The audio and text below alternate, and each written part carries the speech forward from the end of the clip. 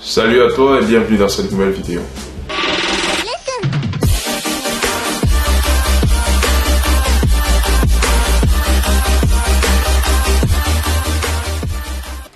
Bienvenue sur cette chaîne. Si tu es tout nouveau sur la chaîne, n'hésite pas à cliquer sur le bouton s'abonner qui se trouve juste en bas et d'activer la cloche de notification pour ne rien rater sur nos dernières sorties vidéo.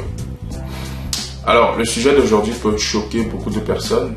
Réussir sans le numérique ou réussir sans compétences de base en informatique est une chose vraiment devenue impossible de nos jours.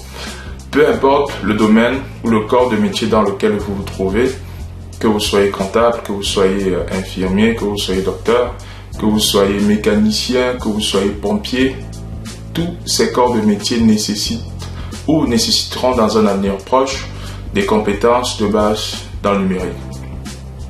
Tout au long de ma carrière en informatique, j'ai occupé un poste en tant qu'enseignant en informatique dans un établissement. Alors, le premier discours ou la première question que j'ai posée à mes élèves était de savoir quel est le corps de métier auquel serait leur métier d'avenir. Bien évidemment, dans un milieu africain, beaucoup ont donné la réponse ingénieur, docteur, infirmier, comptable, médecin. Il y avait tellement de réponses. Alors, la première chose que j'ai dit à mes élèves ce jour-là, c'était que peu importe le domaine dans lequel vous allez vous lancer, peu importe que ça soit comptable, que ça soit la comptabilité, que ça soit des finances, que ça soit la médecine, que ça soit l'ingénierie, peu importe le domaine dans lequel vous allez vous lancer, celui ou celle qui n'aura pas de compétences de base en informatique sera limité au niveau de sa carrière professionnelle. Alors le conseil que je vais vous donner aujourd'hui, c'est peu importe le corps de métier ou peu importe votre orientation professionnelle, essayez de vous renseigner sur les différents logiciels ou sur les différents outils qui peuvent mieux vous aider à informatiser ou à digitaliser votre corps de métier.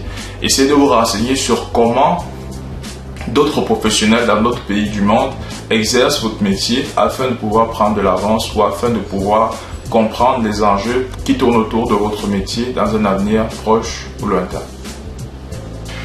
Aujourd'hui, nous sommes rendus dans une société où le comptable a besoin d'utiliser Excel afin de mieux gérer sa comptabilité. Le docteur a besoin d'un minimum de compétences en informatique afin de regarder les consultations qu'il a pour la journée ou afin de prendre rendez-vous avec ses clients avec un logiciel de prise de rendez-vous. Nous sommes rendus dans un environnement ou dans une société où l'enseignant ne peut plus enseigner avec la craie et un tableau noir. Il a besoin de se familiariser avec des outils de présentation tels que les PowerPoint. Il a besoin de faire un rapport sur ses élèves. Il a besoin de faire une évaluation de ses élèves, sûrement avec un logiciel. Alors, le conseil que j'ai à vous donner, vous qui souhaitez vous lancer dans une carrière, peu importe la carrière, c'est d'essayer de vous documenter et d'essayer de voir ces différentes façons que vous pouvez utiliser pour mieux exercer votre métier ou pour informatiser ou pour mettre un peu d'informatique dans ce que vous faites. Essayez de prendre connaissance de ce qui se passe ailleurs afin de pouvoir changer ou afin de pouvoir vous adapter aux différents changements que comporte votre corps de métier.